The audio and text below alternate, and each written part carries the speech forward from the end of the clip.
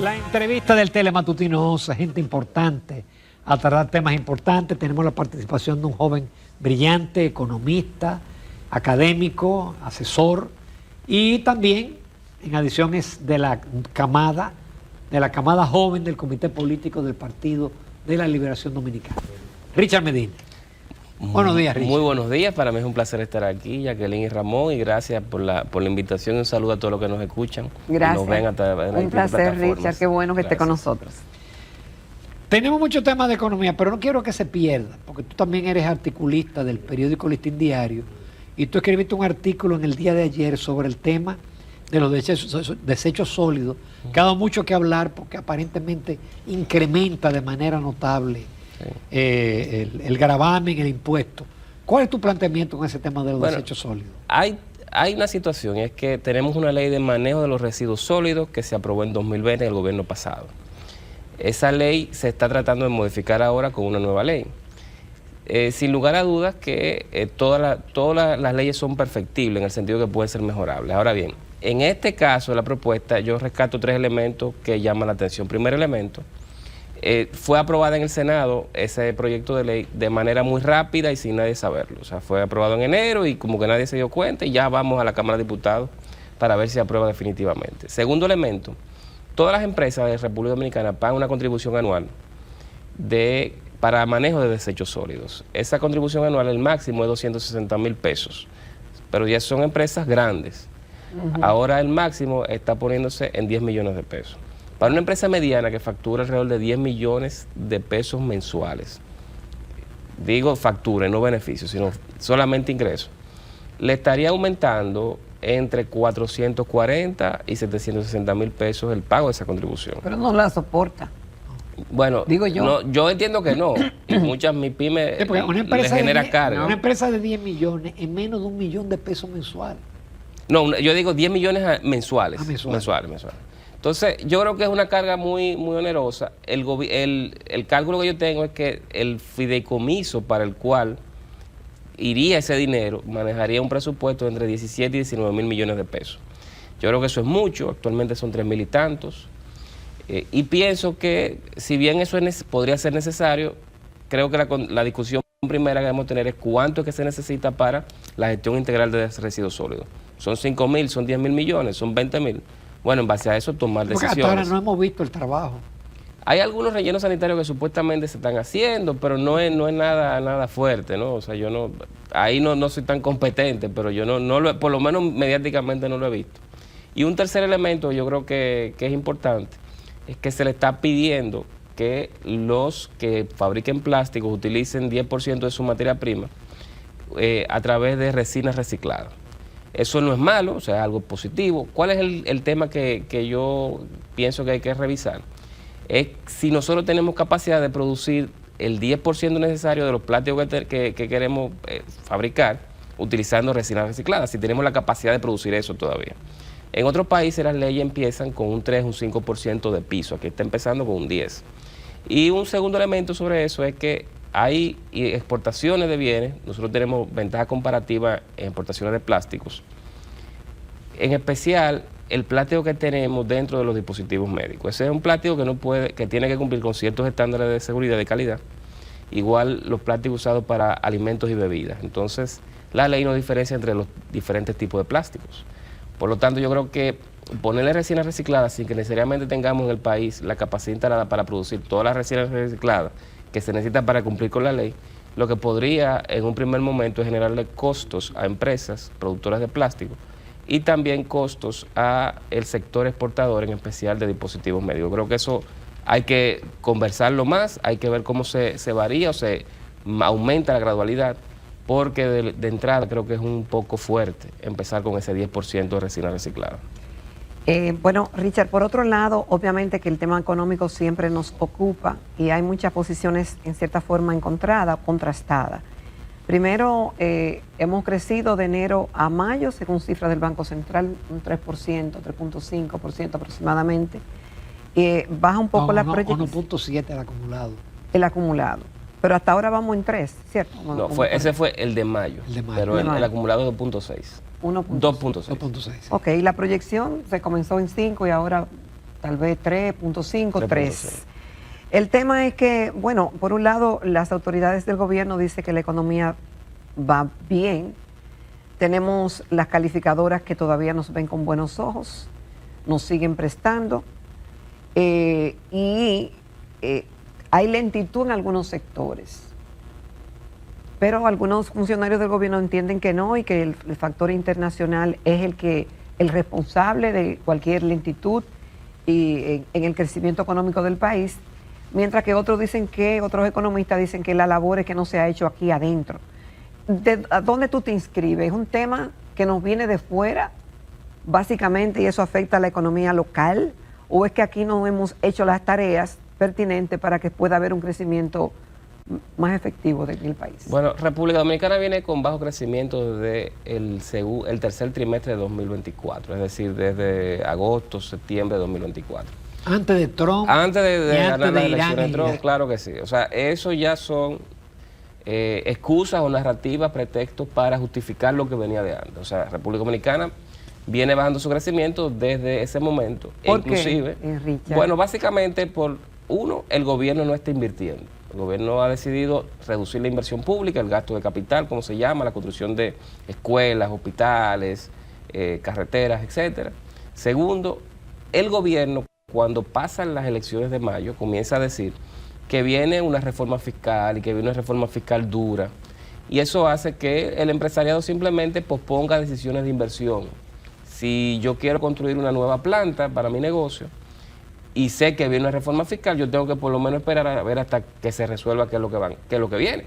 Porque yo no sé cuál va a ser el régimen impositivo que me va a tocar a final de año. Entonces mucha gente comenzó a parar sus decisiones de inversión. Esta discusión de la reforma, de los primeros rumores que iniciaron en mayo, vino a finalizarse en octubre. O sea que fueron 5 meses de gran incertidumbre, de un proceso muy mal manejado, de una reforma fiscal mal escrita, con errores de redacción bastante notables. Y luego tenemos el hecho de que en Estados Unidos las tasas de interés son altas, están altas.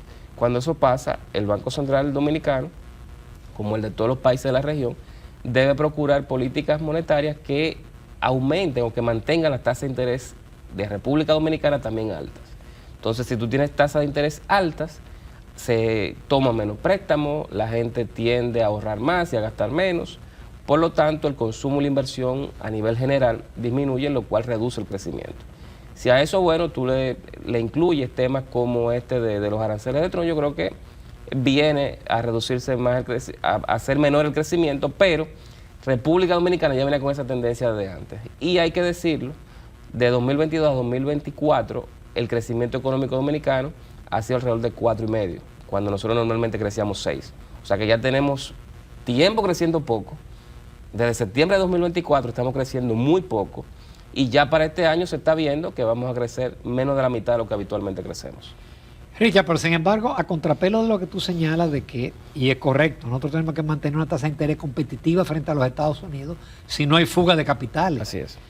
Pero sin embargo, el Banco Central recientemente hizo una inyección de 50,000 millones, más 31,000 más adicionales, justamente para estimular el crédito, porque el crédito está creciendo por debajo de la inflación en el primer semestre.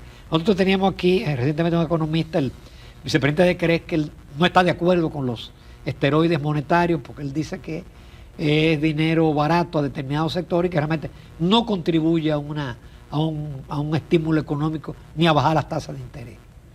Mire, yo creo que eso hay que esperar a ver qué sucede. O sea, hubo algo similar en noviembre de 2024 con unos 17,000 millones de pesos. Las tasas de interés no bajaron, sino que subieron. Yo creo que ahí hubo dos componentes. Primero, el dólar comenzó a subir de precio, el Banco Central tuvo que tomar medidas para ir frenando esa alza a final de año. Y segundo, la inyección en ese momento fue de poco dinero. Aquí estamos hablando de 50,000 millones de pesos adicionales, o sea, 4 veces más. Yo creo que se debe sentir una reducción de las tasas promedio de los préstamos, al menos para los sectores objetivos. Segundo, yo creo que la selección de sectores objetivos, a los cuales iría dirigido en un primer momento esos recursos de liberación de encaje, los 50,000 millones de pesos, pues yo creo que fue positivo, porque son los sectores que menos están creciendo y que son los más vinculados dentro de la cadena productiva de República Dominicana. O sea, si construcción, o la industria no te crece, no solamente te impacta el empleo de esos sectores, sino también todos los sectores colaterales que le sirven o se nutren de lo que ellos producen. Entonces yo creo que es positivo. En general, no me parece que esto, aunque creo que es positivo, no me parece que vaya a generar un aumento del crecimiento económico de manera importante. Pienso que la situación que hay con el gobierno dominicano, de ese gasto tan improductivo, de no hacer obras de infraestructura, de dejar las cosas que deben durar 2 años para construirse, que duren 4. Yo creo que es lo que está medrando, realmente disminuyendo el crecimiento económico ahora mismo. El Banco Central yo creo que está haciendo más de lo que ha podido hacer, dada la restricción que tiene, con tasas de interés muy altas en Estados Unidos. Y la solución para ese caso, desde el punto de vista monetario, desde el punto de vista del Banco Central, es que en Estados Unidos comiencen a bajar la tasa de interés, lo cual yo creo que es algo que todavía hay mucha incertidumbre de cuándo se va a producir. Vamos a una breve pausa, volvemos con el licenciado Richard Medina, con otros temas de interés del área económica. Continuamos en Telematutino 11. Esta mañana nos acompaña el licenciado Richard Medina. Él es economista y consultor, además miembro del Comité Político del Partido de la Liberación Dominicana. Richard, muchos retos, todos los países queremos crecer. De hecho, la República Dominicana como que nos consolamos a veces por la cifra de que crecemos más que algunos países o que la mayoría de los países del área. ¿Cuáles sectores económicos considera que tienen mayor potencial de expansión y de crecimiento en lo que resta de este año? A ver si nos puede ayudar. Bueno, yo creo que va a haber cierto repunte, sobre todo a nivel de construcción, industria y sector agropecuario, gracias al estímulo del encaje legal. Creo que el turismo va a crecer poco o cercano a cero, más que nada porque el turismo que viene de Estados Unidos está siendo cada vez más lento. Pienso que el sector financiero va a ser el de más crecimiento este año. Siempre. Siempre, sí. La parte de minas y cantera va a repuntar hacia final del año, más que nada por el aumento de la producción de Barrick, y el aumento del precio del oro, pero creo que va a ser un año de muy bajo crecimiento a nivel general. Y me parece preocupante porque desde República Dominicana no estamos viendo cómo podemos nosotros ganar competitividad con ciertos sectores industriales. ¿Y podemos? ¿Y cuáles son esos sectores? Podemos, hay que hacer reformas a corto, mediano y largo plazo. Yo diría que uno, seguir insistiendo con las exportaciones de plástico. Segundo, el desarrollo agroindustrial. Nosotros tenemos tierra, más tierra que todas las islas del Caribe. Esos son nichos que nosotros tenemos para proveerle bienes y servicios, especialmente alimentarios, para la industria turística. No estamos, creo que, aprovechando esa parte. Y un tercer punto es que nosotros ya estamos en el mercado de la producción de dispositivos médicos. Hay algo que se llama índice de complejidad económica que te dice si tú produces cierto tipo de bienes para la exportación, bienes que se parecen a eso, tú los puedes comenzar a fabricar y exportar más rápido que bienes que no se parezcan a eso. Si yo fabrico dispositivos médicos, bienes que se parezcan a eso son dispositivos para medir la presión, dispositivos para que funjan como sensores de diferentes magnitudes, termómetros industriales. Entonces, yo tengo más capacidad instalada, si ya produzco dispositivos médicos, de irme a fabricar termómetros, manómetros, sensores diversos y exportarlos, que para irme yo a fabricar vehículos. Exacto. Entonces, yo creo que debiéramos continuar en el mismo rubro. Claro, en esa misma línea comenzar a trabajar para, entre otras cosas, insertar lo que se llama cadenas globales de valor. Cadenas globales de valor, yo diría que deberíamos tratar de hacerlo con México. Es que México produce quizás un vehículo, pues nosotros produzcamos alguna de esas piezas de ese vehículo, las que son más intensas en trabajo, en mano de obra, aprovechando nosotros tenemos un costo de mano de obra más barato que México. Y ahí uno va ganando competencia y va logrando producir más bienes y exportar más bienes, que es lo que a la larga te permite a ti tener salarios más dignos para tu mano de obra, para tu fuerza laboral, y segundo, desarrollarte como país. ¿Es imprescindible una reforma fiscal? Yo diría que sí, aunque hay un par de asteriscos que creo que hay que poner. Primero, el gobierno no puede seguir gastando de la manera en que gasta. El gobierno tiene que dar una muestra, antes de hablar de aumento de impuestos, la reforma fiscal debe hablar de reducción o frisamiento del gasto. El gobierno yo creo que está gastando mucho en nómina, cada rato vemos pensiones nuevas que se están dando. Entonces, ese tipo de gasto es altamente improductivo. Hay un problema también con el sector eléctrico, hay un problema con el subsidio de la SENASA. O sea, todo es una serie de subsidios que yo creo que el gobierno debe comenzar a revisar y a ir, si no desmontando, pero por lo menos manteniendo frisados en el tiempo para que a medida que vayan pasando los años eso se vaya diluyendo. La situación que yo veo es que aún tú haciendo eso vas a necesitar más ingresos para tú por lo menos tener un déficit fiscal menor. Este año el déficit fiscal es del 3% del PIB. En gobiernos anteriores era 2.5%. O sea que estamos cada vez subiendo el déficit fiscal. O bajar los gastos o aumenta el ingreso. Yo creo que hay que hacer una combinación de ambas. Lo que sucede es la secuencia en el tiempo. Tú tienes primero que bajar los gastos o frizarlos para tú poderles exigir a la población que tú le vas a pedir más impuestos. Ahora, Richard, todos los gobiernos quieren dejar una impronta, quieren construir, quieren que se dinamice la economía, quieren emplear más personas, pero es reiterado en cada uno de los economistas que vienen al programa que nos dicen que se está gastando mucho en lo que se llama gasto corriente, nómina y demás, y poco en inversiones, en gasto de capital. ¿Qué justifica eso? ¿Mala administración, bajas recaudaciones, no prioridad en los recursos que ingresan? ¿O a qué se debe realmente? Es una decisión de política pública, o sea, es una decisión que la toma el gobierno de manera consciente. Sucede lo siguiente, el gobierno en un momento comenzó a endeudarse en exceso. Endeudarse en exceso es tú tomar dinero prestado sin que tú lo vayas a usar. Tú lo dejas ahí en una cuenta, eso duró 2 años dando vueltas y generando intereses. Adicional a eso, el gobierno aumentó en un 60% el costo de la nómina en 3 años, lo cual es un aumento bastante importante. Aumentaron las pensiones más de un 60% también. Entonces, cuando tú tienes esos aumentos tan violentos de gasto corriente, y si tú le sumas los subsidios que se dan, que ahora se viven dando tarjetas para cualquier motivo, tarjetas con dinero, tú tienes que, el gobierno ha estado aumentando lo que es el gasto corriente. Si usted ve en una casa, el gasto corriente no es más que el pago de electricidad, el pago de teléfono, el pago de comida. Gasto de capital, por otro lado, gasto de inversión, si usted tiene que comprar una casa, arreglar la casa, comprar unos muebles o comprar el carro. Entonces, ese gasto corriente ha ido subiendo. A medida que va subiendo, tú tienes que financiarlo tomando más déficit fiscal, pero también tomando más deuda. Cuando tú tomas más deuda, lo que generas es mayor pago de intereses de la deuda, que eso te genera a su vez más gasto corriente.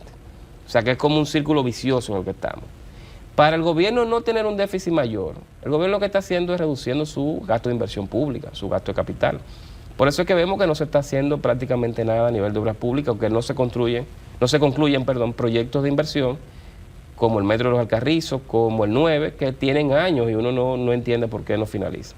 Entonces, a medida que va reduciéndose el gasto de inversión, bueno, vamos a crecer menos en el presente y en el futuro. Entonces yo creo que es una apuesta bastante que hay que revisar. Yo creo que no es correcto. Creo que a futuro debemos revisar este tema porque los países, decía el BID, deben gastar cada año en gasto de inversión alrededor del 5% del PIB. Aquí vamos a gastar en 2025 2.2% del PIB. Es el número más bajo desde 1990. Desde 1990. Sí, que es cuando por lo menos yo tengo una serie más o menos homogénea para comparar. Richard, finalmente en 2 minutos, porque yo sé que tiene compromiso. ¿Cómo tú te cuidas como economista, que laboras en el sector privado, te manejas como asesor? ¿Cómo tú compaginas eso con el hecho de ser político? Porque la tendencia, si tú eres economista, es atacar al gobierno en todas las áreas. Sin embargo, a ti se te nota una cierta objetividad en tus enfoques de la economía. Gracias por esa pregunta. Yo lo que trato siempre es de que lo que yo comento público y privadamente es lo que yo creo. O sea, yo no, aunque sea la posición de mi partido, no, lo que yo comento es lo que Richard Medina piensa que es lo correcto desde el punto de vista técnico, desde el punto de vista económico. Súper bien. Y segundo, yo creo que hay éxitos o sea, hay cosas que podemos decir positivas de la economía. Temas positivos de la política, por ejemplo, de aranceles de Trump, temas negativos también. Entonces yo creo que la discusión siempre debe ir en torno a balancear con criterios de objetividad qué es lo que pasa.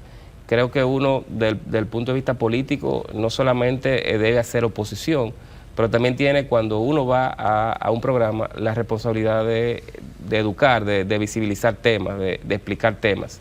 Y yo me inscribo en esa tesitura, no me voy tanto con la violencia de la crítica. Excelente, Richard, te esperamos con cierta frecuencia. Muchísimas gracias por tu participación. Gracias.